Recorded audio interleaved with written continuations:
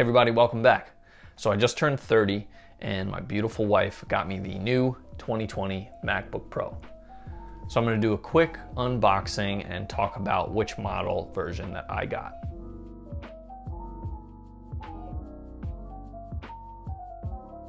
I'm actually editing my new video and all subsequent videos now on this new MacBook Pro, as it's going to be my daily driver from here on out.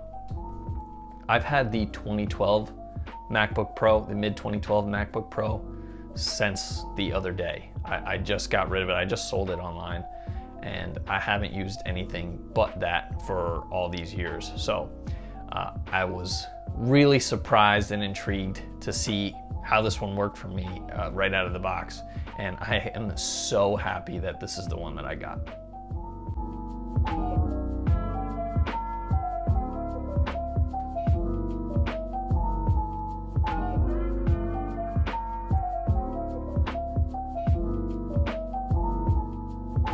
There's a lot of videos out there right now trying to convince you or sway you whether or not you should get the Air or the Pro, and I gotta say the Pro is definitely the way to go.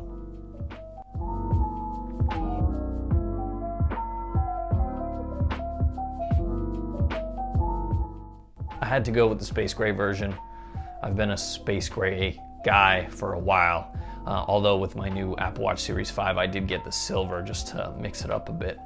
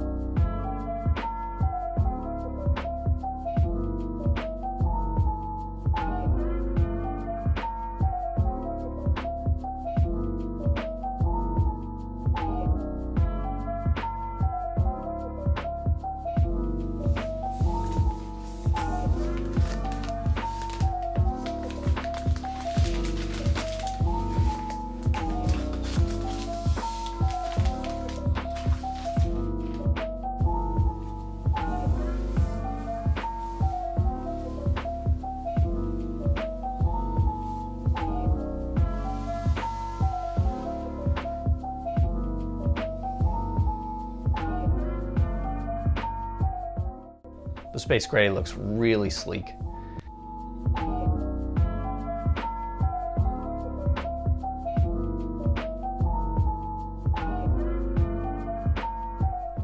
I'm not going to harp on the butterfly keyboard. I'm sure you've heard plenty on that already. It's amazing, yes, so let's move on from that. But I got this step up in the processor, and the reason for that is because I do video editing on here, like I mentioned earlier, so I needed that little bit of extra boost in power because I noticed that was the most important thing to me when working off of the 2012 MacBook Pro. Granted, anything upgraded from that would be a plus, even though I did install an SSD and some bigger RAM in that 2012 version.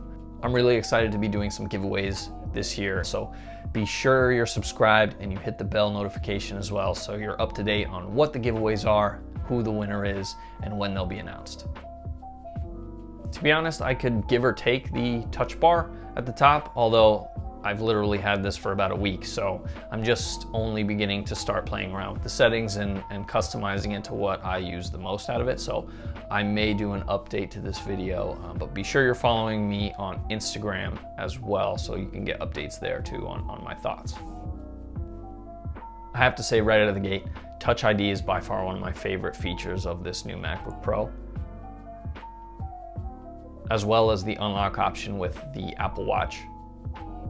But it just makes things that much more quick and easy and seamless to get into your device and start working right away. One thing I don't mind actually are the bezels. Most people would say that I'm crazy for mentioning that, but they're really unobtrusive in my opinion. And I don't necessarily need the screen to go 100% to the edge. I am opening and closing it sometimes, and I do put my fingers on the screen every once and again. So when I do have that little bit of an edge, it makes the fingerprints just a little less noticeable. I did get the 1.4 gigahertz quad-core i5 option, but I upped the RAMs to 16 gigabytes.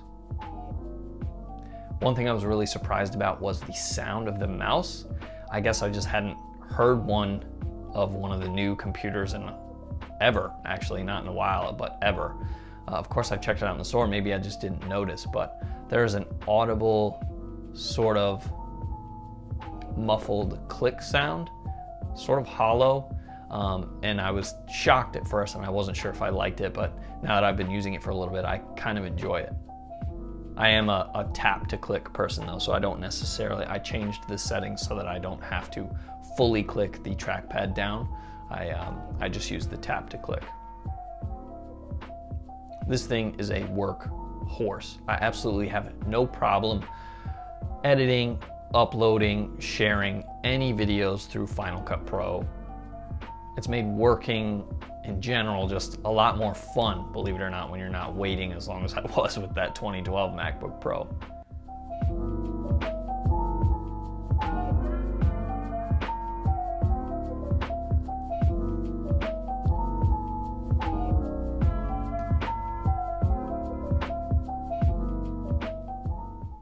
I've almost rounded out my personal Apple ecosystem of devices.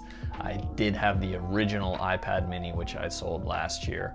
So I am in the market for something else right now. I'm not sure which one I want to go to. I know there's a lot of talks about a new iPad mini that's going to look a lot like the iPad Pro to come out hopefully early 2021. I'm crossing my fingers that potentially even towards the end of 2020, which if it does, I think I may go with the iPad mini, the new version, as opposed to a larger screen, just because I carry a sling bag and a smaller size backpack, which makes things easier for me and more convenient if my device is smaller.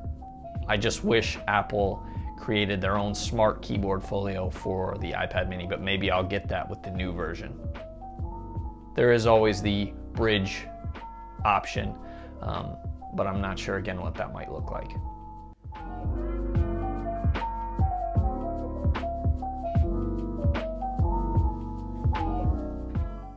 I didn't go too crazy in depth with this MacBook Pro, but I just wanted to give you my overall quick first impressions, and hopefully you enjoyed. So please, again, hit the like button, hit the subscribe button, and we'll see you in the next one.